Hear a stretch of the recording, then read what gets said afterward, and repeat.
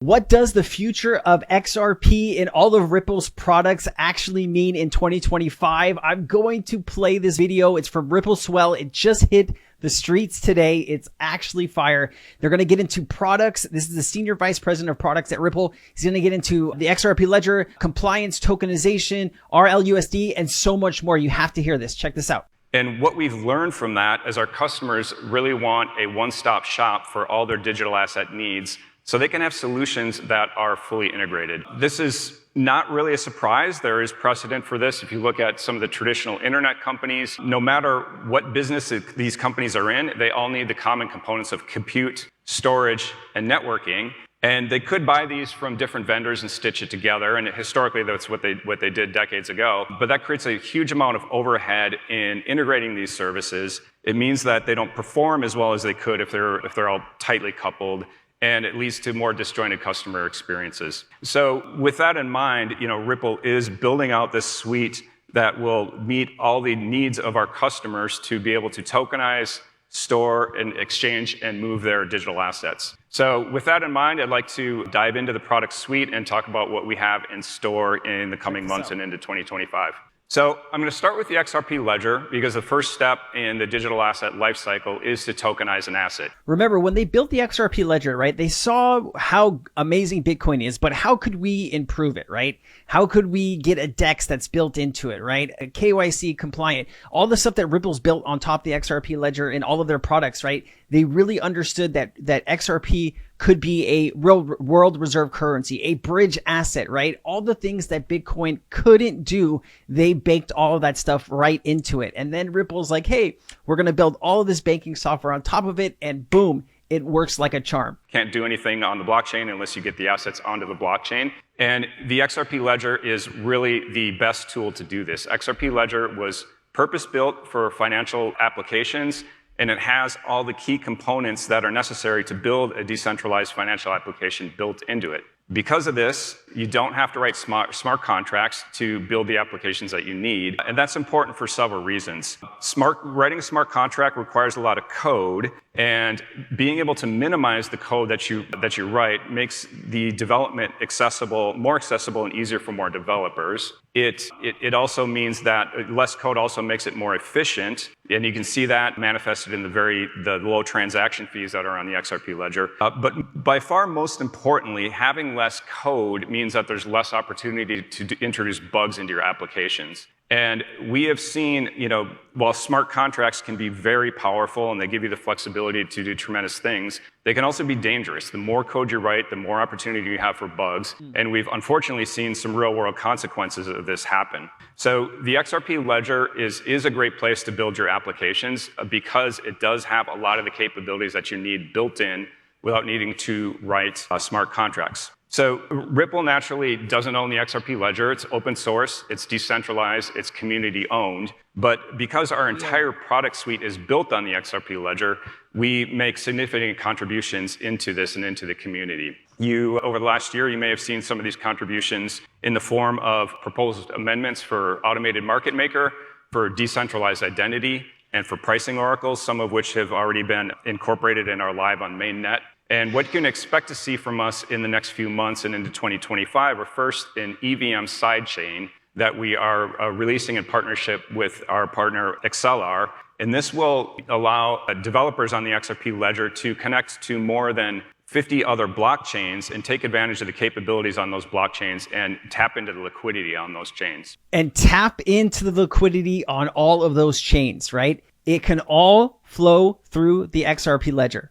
That is what we're trying to get to, right? All this liquidity that is going to be tokenized, right? Stocks, bonds, derivatives, real estate, the tokenization of art, right? And other valuables, gold, silver, any type of rare earth materials, all of that value can get tokenized, brought onto something like the XRP ledger, and that value can move seamlessly across borders for cheap. Ripple has thought about all this. And really quickly to talk about all the developers that are building, right? Ripple understands, hey, customers like our banks and institutions need these types of things. And they go out and they say, hey guys, we want you to build something like this. And then they give money to people that are building incredible things on the XRP ledger, right? Ripple runs all of this stuff through the company. It's brilliant, right? You are building out the future of DLT, tokenization, assets, central bank digital currency, payments. It's all here. You'll also see us put out a proposed amendment for multi-purpose tokens. These are sometimes referred to as semi-fungible tokens.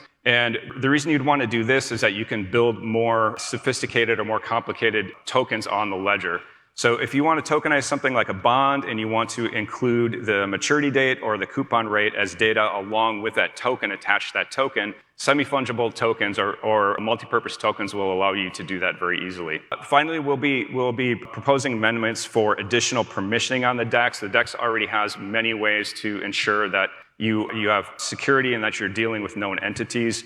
But additional permissioning capabilities will provide more flexibility so that banks on a decentralized ledger and on an anonymous ledger, they can still always know exactly who they're interacting with and make sure that they're always in compliance with their own rules and with the regulators. So moving on to custody, after you've tokenized an asset, you need to store it somewhere. In the old world, this is done in massive bank vaults. I think we're all familiar with these from the bank heist movies we watched growing up. Massive vaults with big, thick steel walls and big doors. And this is exactly what we need in the digital world, is very secure storage for all of our digital assets. So with this in mind, last year, Ripple acquired Medico. And the reason that Medico was attractive to us is that, like Ripple, everything they have done has built to be security first and compliance first, and it's all built with the needs of some of the top tier financial institutions in mind. Because of this, we are fortunate enough to count some of these very large banks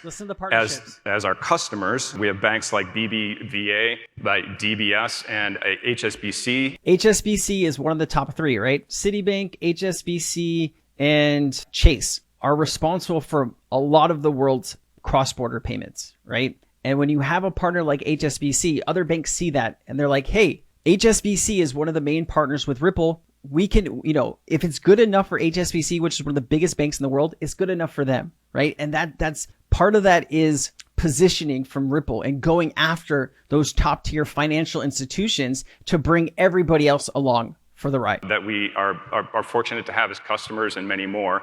And in 2025, to continue to expand the capabilities of our custody solution, we'll be focused on adding more security options and more native integrations into the product. So first, we'll be expanding the optionality that customers have for hardware security modules so that they can bring their desired hardware security module and integrate that into the custody solution. We'll have compliance integrations with third-party services for things like transaction screening and travel rule compliance to ensure that it's very easy in a single place to not only manage your assets, but to manage the compliance aspect of those assets. Our custody solution currently supports close to 20 different blockchains, but we're seeing interest from our customers in supporting more, so we will be adding more blockchains to the product in 2025. And finally, we'll be adding an integration with staking platforms so that customers who have assets sitting in the custody product will be able to earn yield on those rather than having them just sit there idly.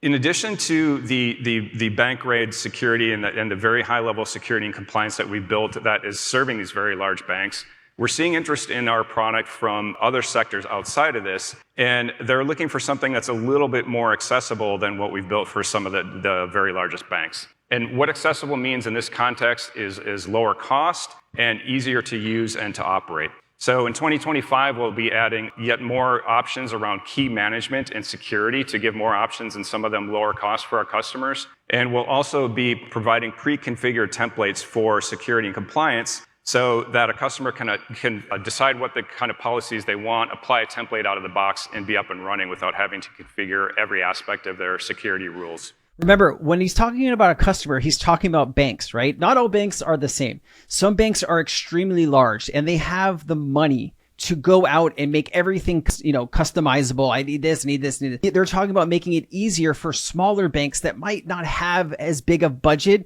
to upgrade all of their key features to using Ripple and XRP to move value. That's really exciting. So let's talk about the Ripple stablecoin, the Ripple USD. There we go. After you've tokenized an asset and after you put it in storage, you're going to want to do something with it. And in order to do that, you generally are going to need liquidity. So to address this need, Ripple is launching the Ripple USD. You've heard a lot about it over the last couple of days. And like everything that Ripple's does, this is a security-first, compliance-first product. Smart. And to ensure that we are meeting some of the most stringent regulatory requirements, we've issued this through a trust, and it is being regulated by the New York Department of Financial Services, which we had the pleasure of hearing from yesterday. We'll also be providing transparency into the reserves that back this token to give the market confidence that there is minimal risk of depegging. So they're going to do what Tether has not been able to do. They're going to show all of the value that actually backs up the USD stablecoin. Now, Tether has $115 billion in Tether out right now. And there's been rumors that Tether might not have all of the money to back it up. And how would you go about verifying all that? Well, you have to invite the regulators in to do that. Ripple is making sure that they're doing this as the very first thing, right? They're bringing the regulators in to verify all of this because they want to be compliant on the world stage. They want to be compliant in the European Union, which they are. They're going to be compliant in the United States, which is the biggest financial market on the planet. They're going to be compliant globally. USDT, far from it, far from it. And I think once people realize how, not compliant USDTs, I think people will understand that the RLUSD is probably going to be one of the biggest stablecoins on the planet, especially for banks and financial institutions. And that's all I care about. I don't care about retail. I care about all of the money in the world, and that's banks hold all of the money in the world. Right? Fair? Naturally, we will find use for the Ripple stablecoin, the Ripple USD, in our own products and our customers as well. In custody, it's an ideal asset for settling trades of real-world assets. In our payments product, we'll be using the Ripple USD alongside of XRP to provide more liquidity options in the payment flow. And the stablecoins have already proven their value in the market as tools for on and off ramps. So this is a great way to get fiat onto the chain and leave it in an asset that is tied to the fiat currency until you're ready to deploy it for other uses. And similarly, a great way when assets are liquidated to be able to easily move the funds around the world. So in the coming weeks and the coming months and into next year, what you can expect to see are initially the general availability launch of the Ripple stablecoin on Ethereum and on the XRP ledger. And next year, we'll be adding support for more blockchains beyond Ethereum and the XRP ledger as well. And we'll also then continue to build out the ecosystem of partners and exchanges that support the Ripple USD to ensure that we have a very rich and robust ecosystem around it. So you know how exchanges, if you go on like Binance or KuCoin or any of these really top exchanges, they have currencies, stablecoins against different pairs, like USDC or USDT against Bitcoin, Ethereum, and everything else, right? I personally believe that over the next 6 to 12 months, you will start seeing the RLUSD stablecoin against all of those same assets. And that is going to build liquidity. So if we want to move $1 trillion in a day for, the FX market or something like that, we have the liquidity to do so. We can pull on that. And that's vitally important. So let's finish our view of the roadmap by ending up where Ripple started, which is in payments. So Ripple started to reinvent cross-border payments to make sure that they are transparent, that they're available 24/7, 365 days a year, that they have near instant settlement, and that they have competitive pricing. Last year as well, Ripple launched Ripple Payments Direct. And with this product, we're taking much more of the payment flow inside of our own walls to let the customers be more hands-off and give them a much more seamless experience. With Ripple Payments Direct, customers don't have to interact with the payment at all. This is available in the markets where we have money transmitter licenses, which includes most states in the US. We launched earlier this year in Brazil, and we're in the process of launching in Dubai, where we recently received in-principle approval from the Dubai Financial Services Authority, which we're very excited about. In 2025, we'll continue to deepen our investment in Ripple Payments Direct to ensure that it has all the features and capabilities of our more traditional payments products and to make sure that it supports all the different corridors that our customers want to move money between. Now, as I mentioned, connecting traditional finance and DeFi is really, I think, the biggest challenge of the industry. So in order to address that, next year, Ripple would be investing a lot more in our on and off ramp capability. Traditionally, Ripple payments were fiat to fiat and used crypto as a bridge asset underneath. But as more of the world embraces crypto and embraces blockchains, we're finding customers more and more wanting to bring crypto in as the input to the payment and pay out fiat on the other side somewhere else in the world, or in contrast, bring fiat in and pay crypto out to some other place somewhere in the world. So we're in the process of building a asset agnostic payment system where you can put any form of fiat in, any form of crypto in, anywhere in the world, and the receiver can be anywhere in the world and receive any type of crypto or any type of fiat that they would want.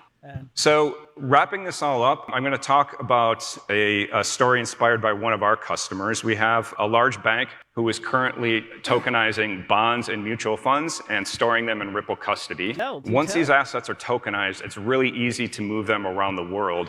And this bundle of assets can then be used as short-term collateral for trading in multiple markets within a single 24-hour period as they're moved seamlessly to the trading hours in different countries. So when the assets at some point need to be liquidated, they'll be able to easily. So just really quickly, what that sounds like to me, and if I'm wrong, let me know it in the comments, but different markets open at different times all around the world. And it sounds like if a bank is in multiple places or an institution's in multiple places around the world, they can move these tokenized bonds or treasuries to those different places around the world when those markets open and use them to trade against. That is what I heard. That is something I haven't heard before, and I think that's a really incredible piece. Let me know down in the comments if you heard the same thing or if maybe you think it's something else. Liquidate these assets into the Ripple stablecoin and then use the payment rails that Ripple provides to do payouts into any of the more than 90 countries that we currently support and be able to do that by paying out the Ripple stablecoin itself or paying out in fiat. So in 2025, we are going to continue to invest in strengthening the integration across our products, strengthening the integration with the ecosystem, and providing more and more flexibility and capabilities across all these products as we discussed. So I'm very excited about what's in store for our customers in 2025. I'm excited about what's in store for our partners, and I'm excited about what's in store for Ripple as we all work together to transform the Internet of Value from a vision into a reality. Thank you. Let's go. How can you not? I'm so excited. My heart is like beating out of my chest. This is what excites me about the crypto industry. The revolutionizing how money moves around the planet, right? Tokenized value. And these XRP by far is the asset that I think is going to make me life-changing wealth because of all of the things that Ripple is doing. At the end of the day, this excites me more than anything that I'm seeing in the crypto market right now. And I know it's not making us rich today. And I know it might not make us rich tomorrow. But I think that if Ripple is successful by connecting the world's value, bringing it on chain, and that lives on the XRP ledger, well, I think in the future, XRP has to be worth a lot more than it is today. And that's why I'm holding a certain amount of XRP and I'm never going to sell it. And if I'm wrong at the end of this, I will come out flat out say that I saw all this and I'm wrong. But personally, if you do all of this research, you start listening to this, you're going to get excited like I am because of how incredible this is. And at the end of the day, this is my future. And I'm so glad to be here. I hope you learned something. If you did, please like, share, and subscribe. We are growing the channel to 40,000 subscribers before the end of the year, but I can't do it without your help. I'll see you next time. I've been Crypto Sensei. Aloha.